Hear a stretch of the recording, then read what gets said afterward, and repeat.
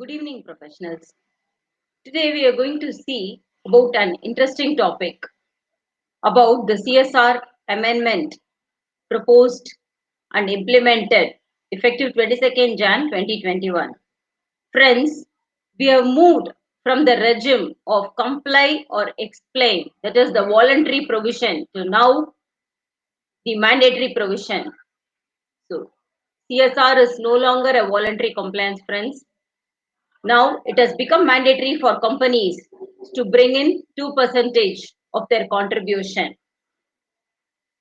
And I'm extremely glad to share with you that India is one of such countries in the global arena which has made the CSR provision mandatory, followed by Indonesia and France.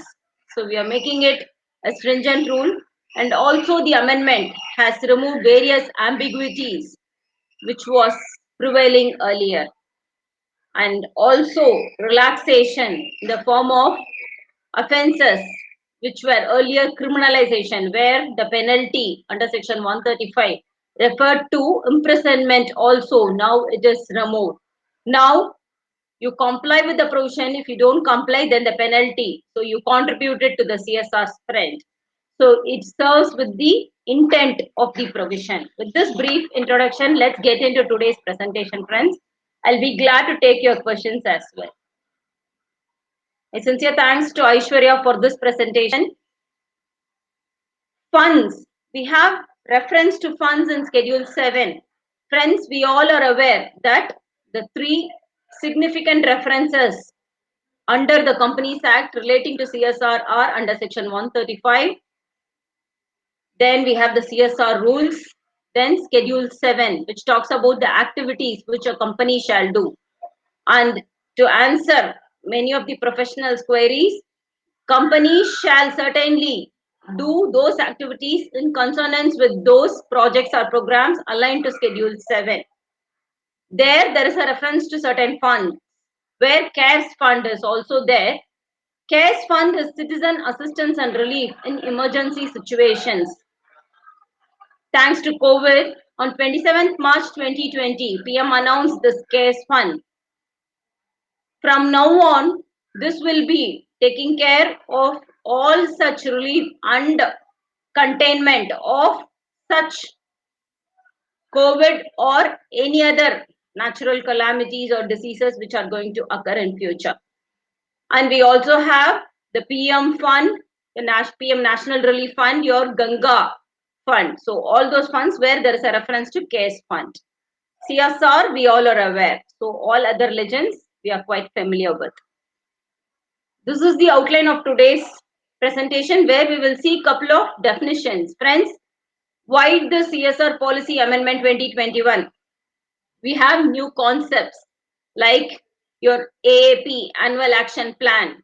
You have the administrative overheads clearly defined. Now it clearly provides the inclusion and exclusion part. What are all the components that you have to consider under administrative overhead, and what are those exclusions?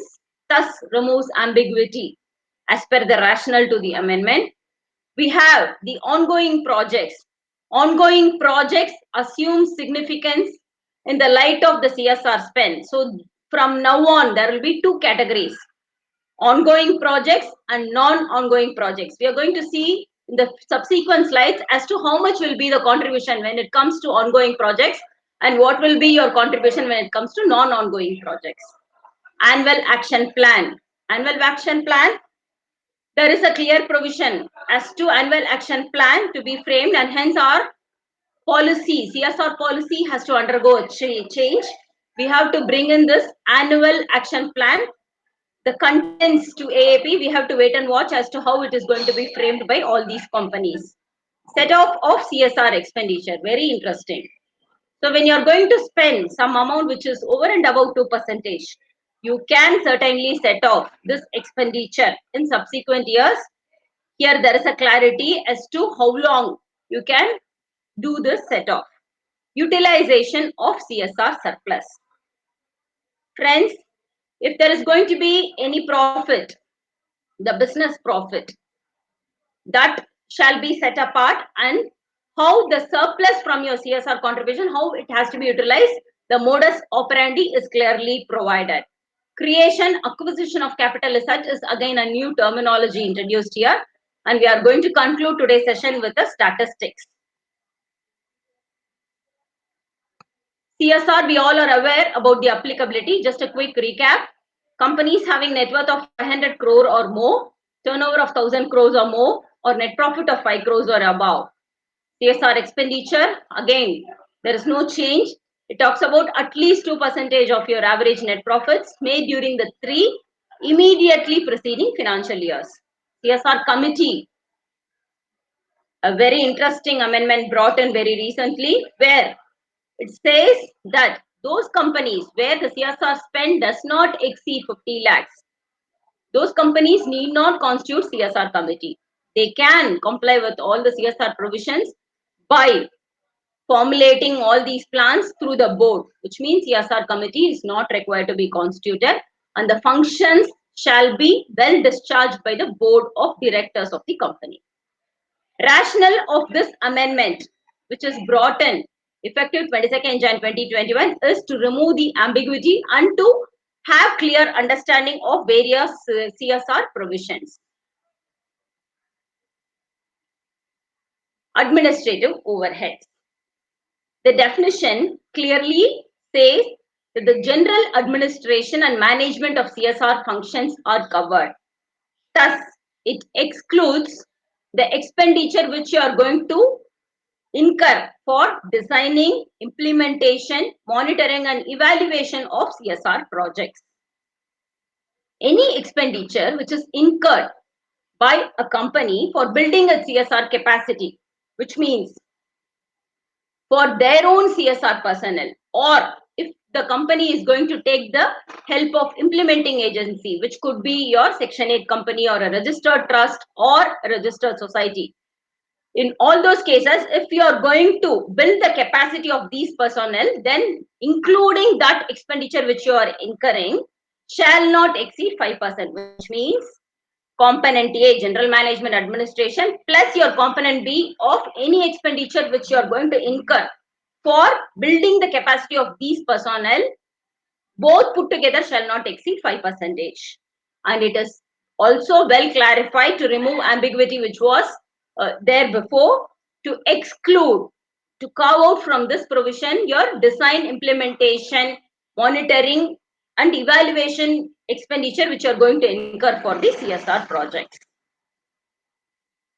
which is a welcome move again, friends.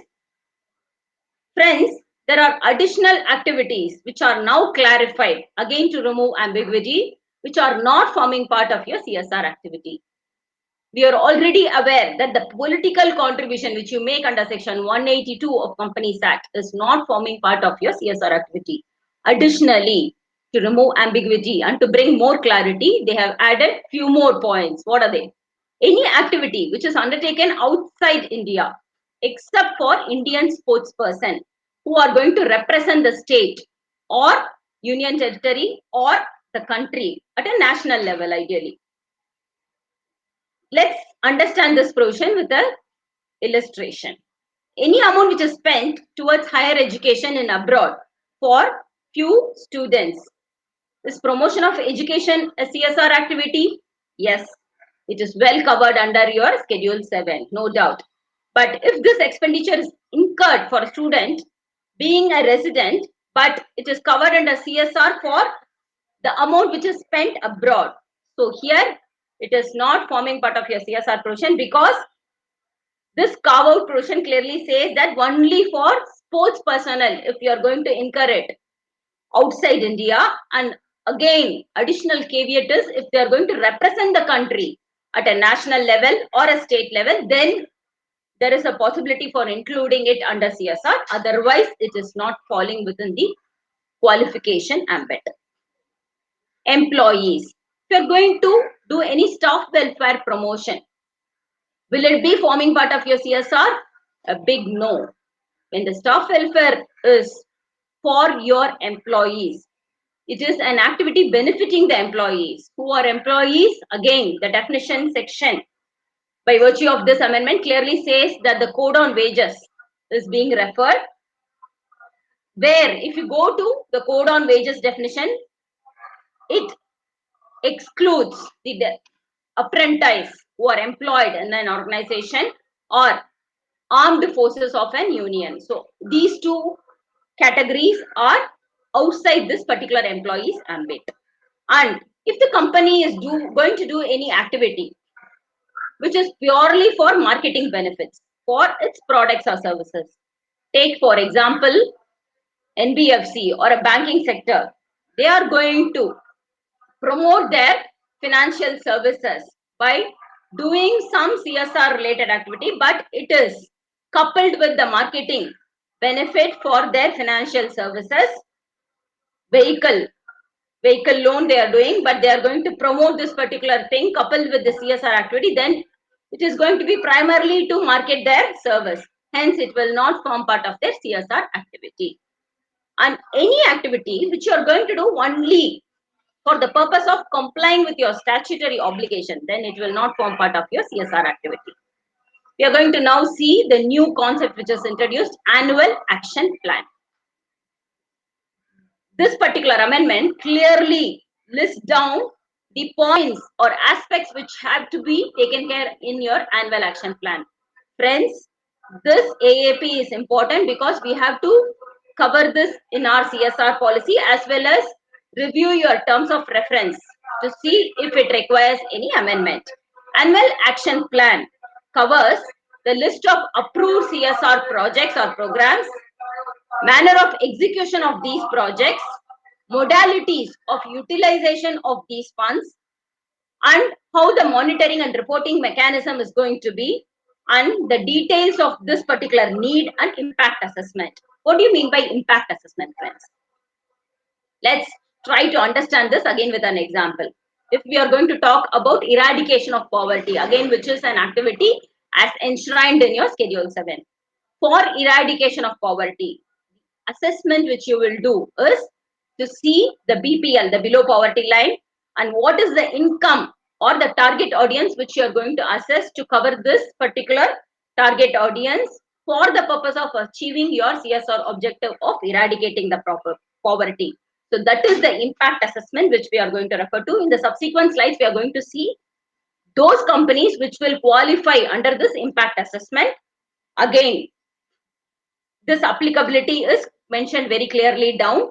Every company having CSR obligation of 10 crores or more in the 3 immediate preceding financial years shall, through an implementing agency, which could be an independent agency, have the outlay of 1 crore or more. So if your CSR project has an individual outlay of 1 crore or more, but has not completed, it should have completed at least 1 year before undertaking the impact study. So the minimum timeline is at least 1 year it should have completed. The project outlay should be at least 1 crore or more, and the total CSR obligation. So all these 3 buckets you have to qualify to do this impact assessment. So this could be considered as a CSR expenditure for that particular financial year is thus clarified.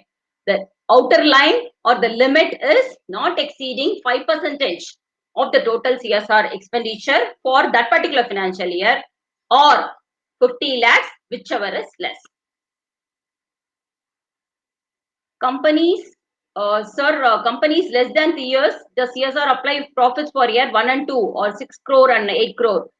Yes, sir. To answer your question, yes, because the section clearly says that from that particular year, from the year of date of incorporation, if they are going to fall within that particular ambit of exceeding the net profit of 5 crores. Here in this case, the first year, the 6 crore, they have exceeded the threshold of 5 crores and hence they will fall within the CSR provision, sir. Does, Mr. Kiran, your question is, does annual action plan apply even if there is no committee required to be constituted? As of now, yes, Mr. Kiran, until we get a clarification, because now there is no proviso or exception provided in this particular subcategory for annual action plan. We'll move on to the next slide. Thanks, Mr. Kiran. Friends, this is again an interesting provision for us to understand. Thanks, Roni sir. Friends, this is very important to understand. Implementing agency. The rule very clearly mentioned earlier that CSR could be implemented directly or indirectly. Directly was when the company was directly involved in the CSR activity. Implementing agency, there were three buckets. First bucket was Section 8 company, the erstwhile Section 25 company. Two, registered trust. Registered trust was the language used. They never categorized it as a public or private trust. Third category, third bucket was your registered society. Now, they have amended it by clearly specifying the sublimit as registered public trust, which means private trust, your family trust are not covered under the implementing agency provision. Registered society, additional condition is imposed, friends, which is important for us to note. Those public trust and those registered societies which are registered under section 12A and 80G of Income Tax Act, which means if your trust or society is not registered under 80G or 12A, you are not falling within the bucket of implementing agency. So all the companies now have to quickly check whether they are doing it through implementing agency. If at all they are doing through implementing agency, let them check if it is having necessary registrations under 12A 80G.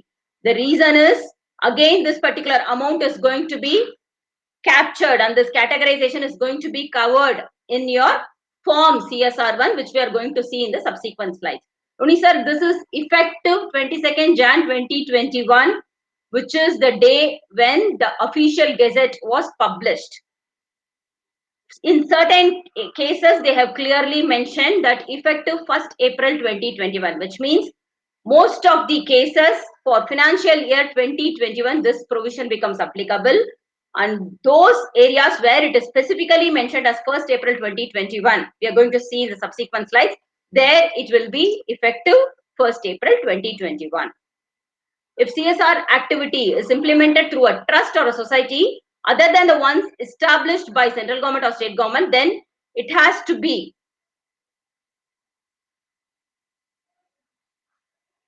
public registered. Yeah, registered public trust. Sir, registered public trust applies from, oh, okay. Registered public trust applies from the effective date 22nd Jan 2021, sir. So the registered public trust and a registered society with registrations under section 12A and 80G of Income Tax Act.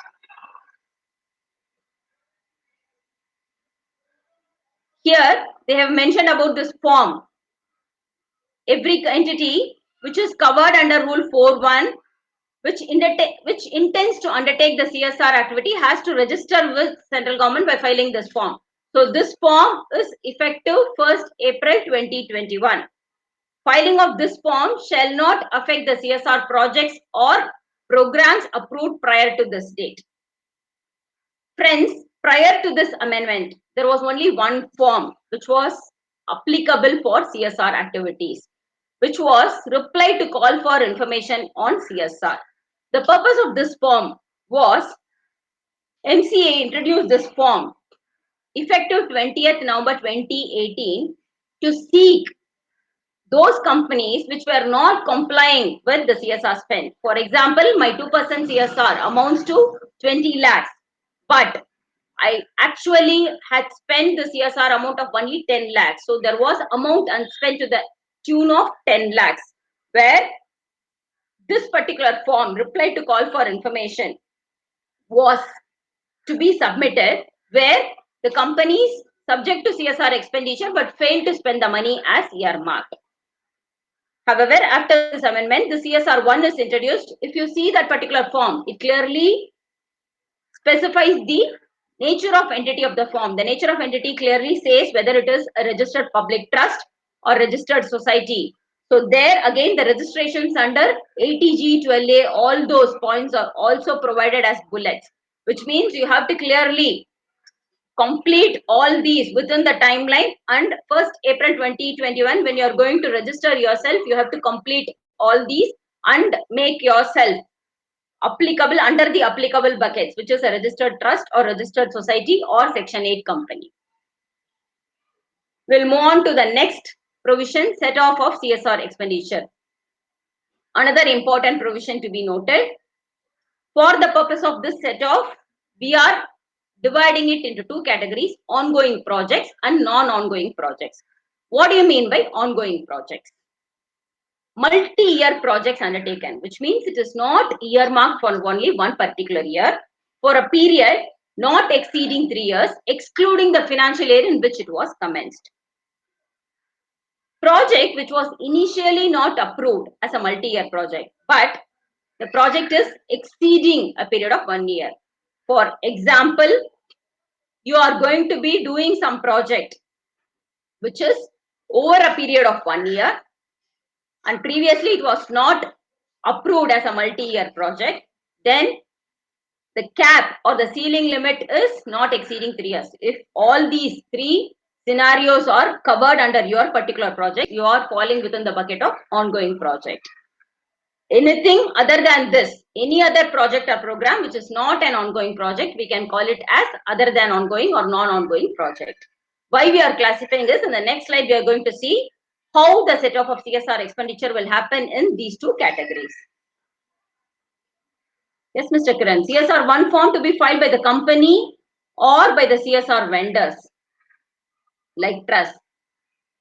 CSR 1 form has to be filed by the company, and it has to be also certified by a PCA or PCS or a practicing cost accountant.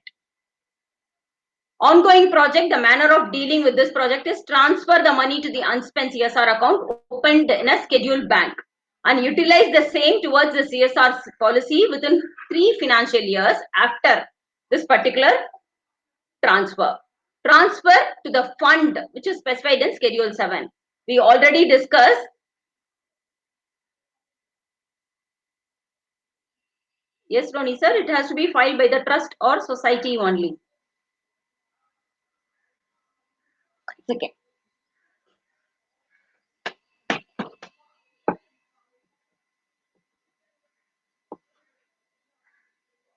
Just a second.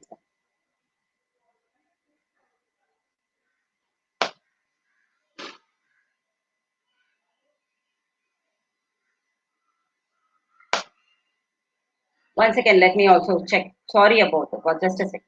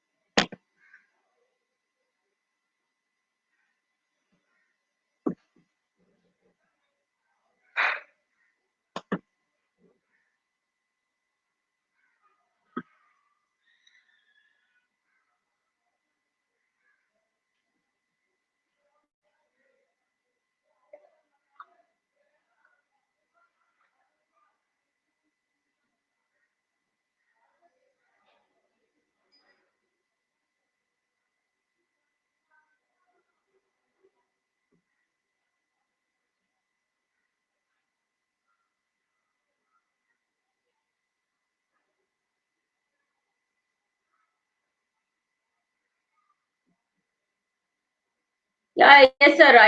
I stand corrected. It says of the entity, and down the form it says DIN of the director or DIN or PAN of the trustee or CEO or chairperson or chief functionary or authorized representative of the entity. Which means you're right, Mr. Kiran and Roni sir. So here it will be, if it is a Section 8 company, it will be DIN of the director of Section 8 company. If it's going to be trustee, the PAN of the trustee, and if it is going to be a society, the chief functionary or authorized representative of the society will be signing. Their DSC has to be affixed, and they have to mandatorily attach the certificate of registration and the PAN of the respective entities, and which has to be certified by a practicing professional. I stand corrected. Thank you. Time limit is within a period of 30 days from the end of the financial year. And when it is going to be a transfer to the fund it shall be within a period of 30 days from the end of the third financial year. And in case of non-ongoing projects, it shall be within a period of 6 months from the end of financial year. Funds we have already discussed, the Clean Ganga, PM National Relief Fund, your CARE Fund, and any other fund which is set up by the central government for the socio-economic development and for the welfare of SC, ST, minorities and women will form part of your fund for this purpose. Next is your CSR surplus utilization. What if spent in next year before 6 months? Sir, what if CSR spent? I'm not able to understand your question completely, sir. What if spent in next year before 6 months?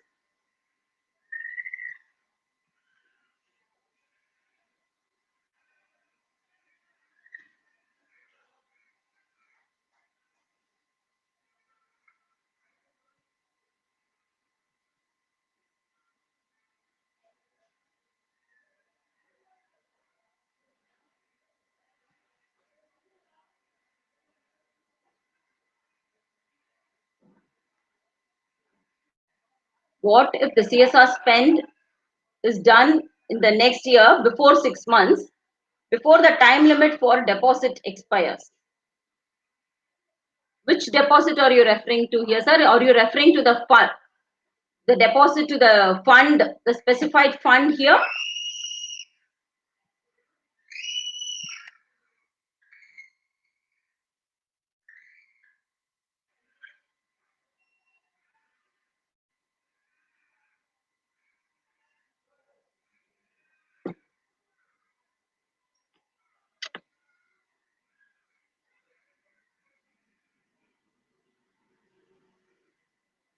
Deposit of this particular unspent. Okay, you are referring to this time limit of within a period of 6 months from the end of the financial year.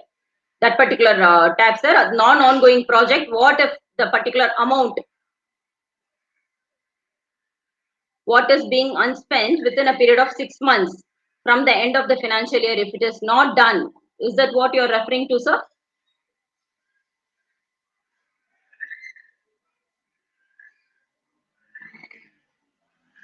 Okay.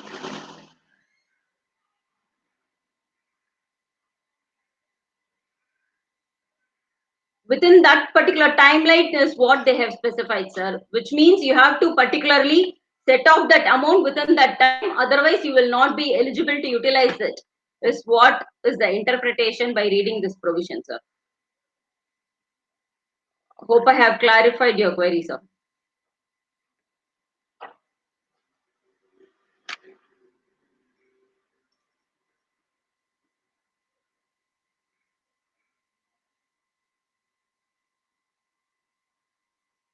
You have 25 lakhs unspent on 31st March 2021, but you are spending it in May 2021. Then you are spending it within that particular timeline, no, sir?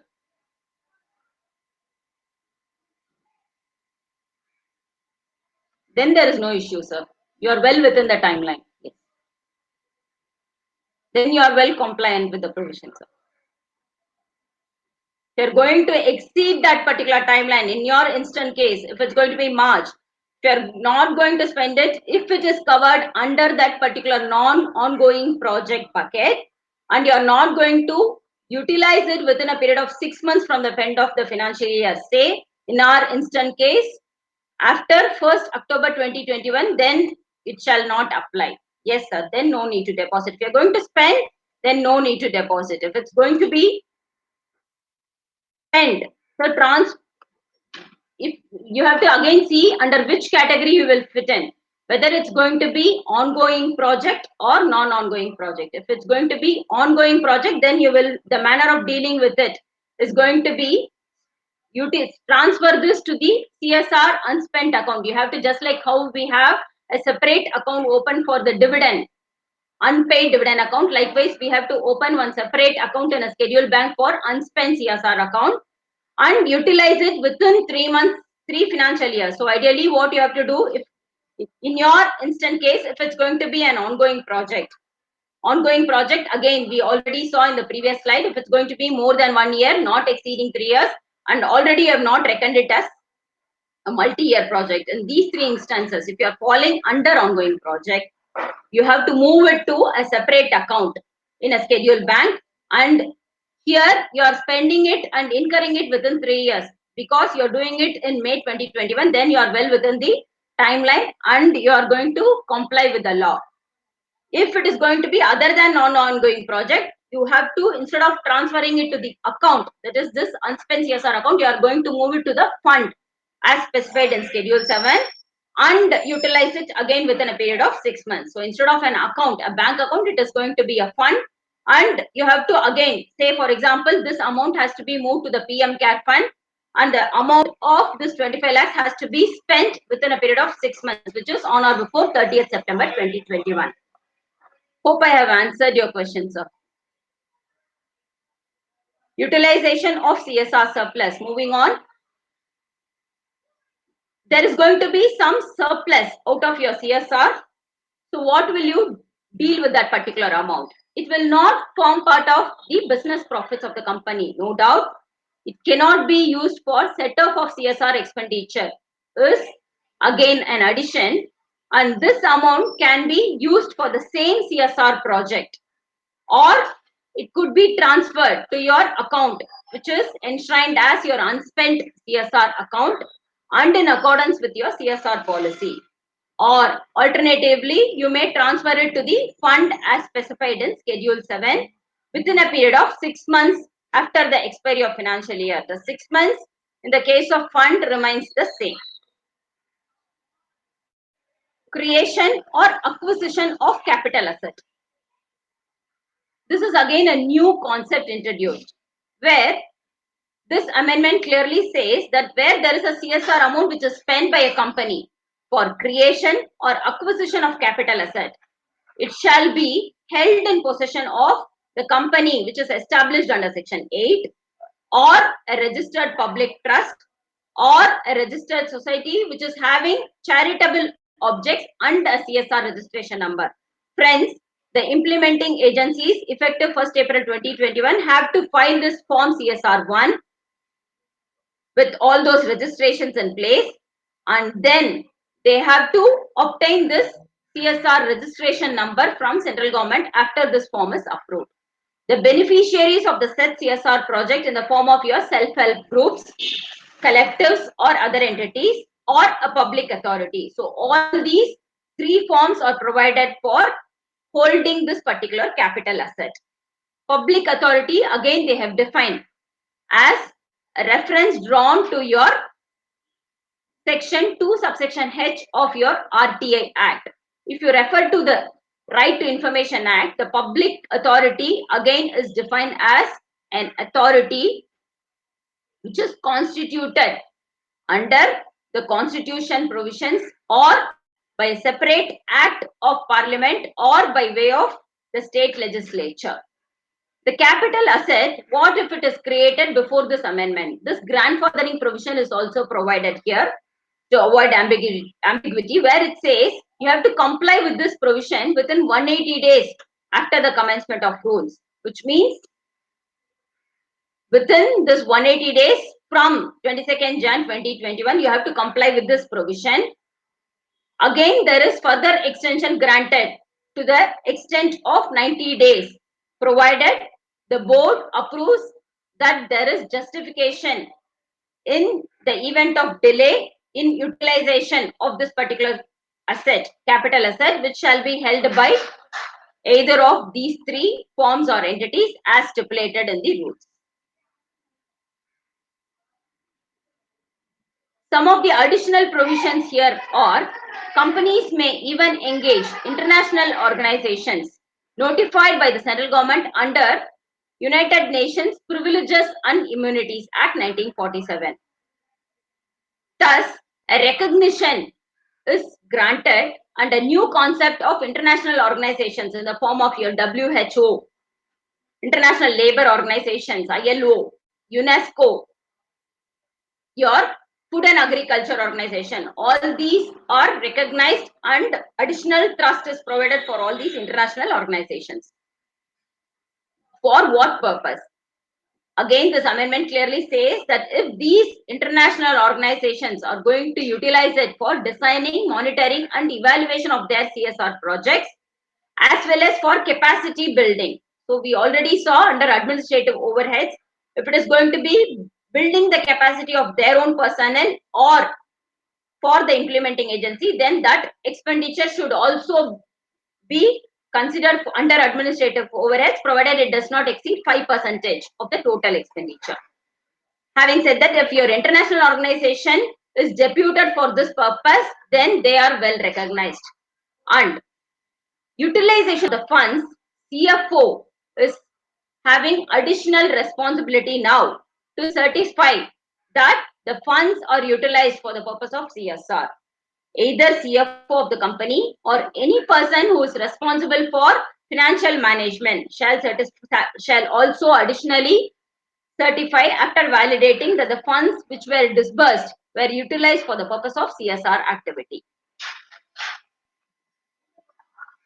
Before we move on to statistics, let me take Mr. Kiran's question. Total 10 lakhs unspent till March 2021. 7 lakhs ongoing. 3 lakhs ongoing. Please suggest what applies to this case.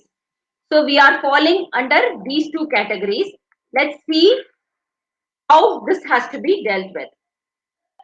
First, the 7 lakhs ongoing project, provided you are going to satisfy all the three criterion as mentioned in the definition of ongoing projects, you have to transfer this amount to unspent CSR account in a scheduled bank. And this amount shall be utilized towards the CSR policy, which means towards the activities aligned to your Schedule 7 within 3 years from the date of transfer, which means say 1st April 2021 you are going to transfer, 2021 from that day or on or before 2024 31st March you have to utilize this money. Within 3 years you have to utilize the money as per the CSR policy. Then transfer to the fund as specified in Schedule 7 if you are unable to utilize. In case of failure to spend this particular amount transferred to this particular unspent CSR account within the 3 financial years. So after 1st April 2024, you have the option to move it to the fund, which could be your Clean Ganga Fund or PM Relief Fund or PM CARE Fund or any other fund which is set up by the central government as specified till date under Schedule 7. The time limit is within a period of 30 days from the end of the financial year, which means till March 2021 in your case. If you have not done for the first category, that is amount to be transferred to your bank should be on or before 30th April 2021, assuming it to be 31st March 2021, before 30 days. 30th April, you have to transfer it to your scheduled bank account, which is again christened as unspent CSR account, open specifically for this purpose. So it should not be clubbed with any other account which you have in the scheduled bank. 3 lakhs amount ongoing, non-ongoing project, that is other than, which is coming in your bucket 2. It has to be directly transferred to the fund specified in Schedule 7. Again, within 6 months from the end of financial year, which is on or before 30th September 2021, you have to move it to the fund, this 3 lakhs amount, and there is no option of utilizing it for your CSR activities, and your scope is getting narrowed down to be utilized only to the fund which is associated with Schedule 7, and your timeline is again instead of 30 days in the ongoing project, it is within 6 months, which is September 2021. Hope I have answered your question.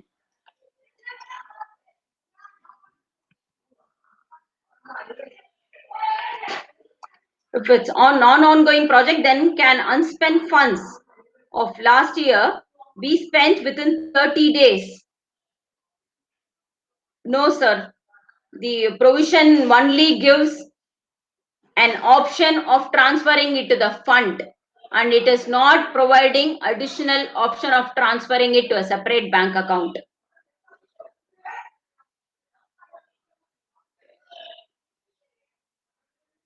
Thank you very much, Mr. Kiran sir.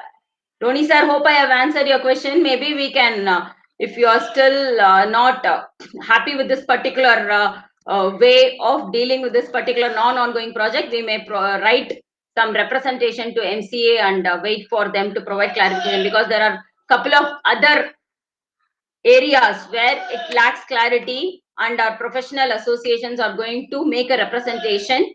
Maybe if we have a concern regarding this particular provision which is now envisaged, we could certainly make a representation, sir. We have covered this utilization of CSR. We have completed capital asset. Other miscellaneous provisions which are newly added we have covered. We will see some interesting statistics in India before we conclude this session. National CSR data portal says that CSR amount spent by the companies in India, if you see, majority of the companies have spent in this particular first category, which is above 0 to 50 lakhs. 119 companies are in the second bucket of 50 lakhs to 1 crore, and 278 companies are in the range from 1 to 10 crores, and 86 companies are in 10 to 100 crores, and 20 companies are in the bucket of 100 to 500 crores. This statistic says during the financial year 1920, Maharashtra is the state where 365 companies. It's not a surprise to us because most of the listed companies are sitting there in the state of Maharashtra, where they are carrying on the CSR activities in 19 out of 36 districts. And the CSR contribution there again is 1,313 crores. And we have other states.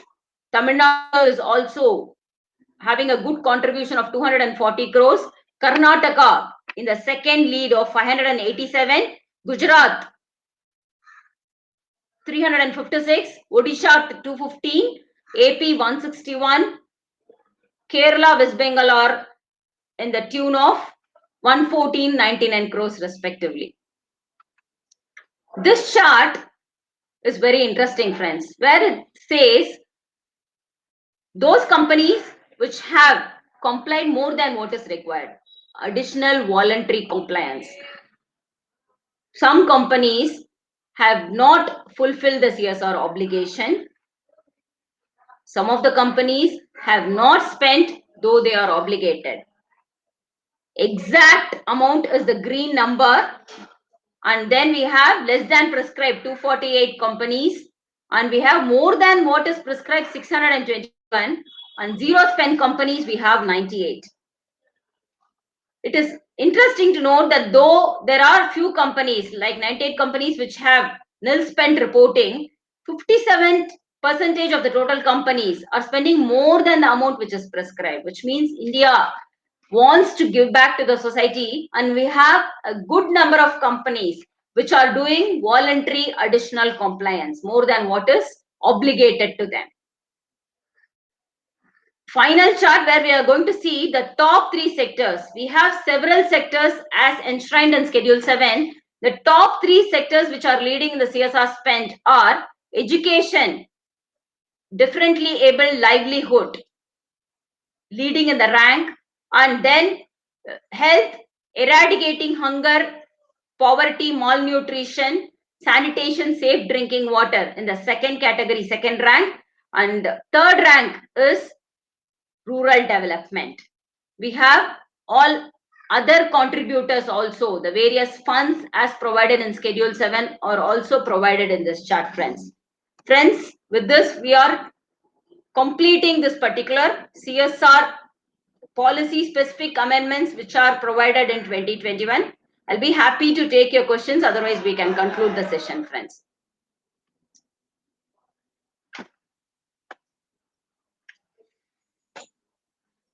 Thus, the ambiguities are well removed by virtue of this amendment, and the statistics clearly provides us a very valuable information that voluntary contributions are on the higher side, and 2% is no longer comply or explain situation. It has now become a mandatory provision for all the companies.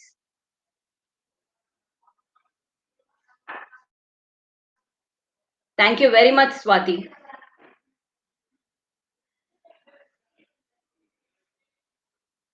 The criminal offense, yeah, that also I wanted to mention. Criminal offense is now removed, lifted from section 135, and now companies are obligated to spend that particular portion. If you are not complying, please pass on the penalty to the CSR fund is how the provision is providing very clearly. And also for the officer of the company, previously it was imprisonment, now it says 1/10 of the penalty, you can move it to the particular amount. That is the unspent CSR, whatever CSR fund you would like to contribute to. And please review all your existing CSR policies, the terms of reference, to see what are the amendments which you have to bring in the light of the CSR Amendment 2021. Is there any specification as to how much to be spent on ongoing or non-ongoing projects? No, sir. They have not provided, and it is left to the discretion of the company to decide how much we have to spend on what project. More, this particular categorization is more for whether you are going to move that particular CSR unspent amount to the fund or to the account. That is the reason they have categorized these two provisions. The penalty provisions are also notified effective 22nd Jan 2021, sir. Project continuing for more than 4 years will be your non-ongoing, sir, because ongoing projects, they have very clearly mentioned that the maximum ceiling is only 3 years, which means if the project is going to be for a period exceeding 3 years, it will become non-ongoing projects, sir.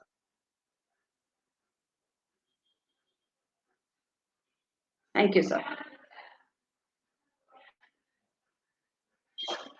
Any certification required for a company by a CA or CS? So that particular CSR one form alone, if you are doing it through implementing agency, as you rightly mentioned, that registered society or trust, that has to be certified by the practicing professionals. But the utilization, the fund utilization report has to be certified by the in-house CFO of the company, or if there is going to be a person who is going to take care of the financial management, then he has to certify who is going to handle these CSR projects. So there is no additional, but this Annexure 2 annual report, they have modified. Previously, we had the CSR report. This particular pattern has changed.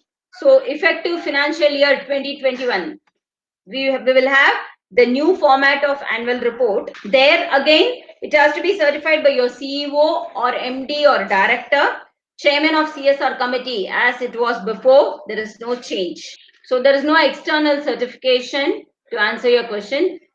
Even in terms of your Annexure 2, which is going to be your revised annual report on CSR activities, which has to be appended to your board's report on or after 1st April 2020.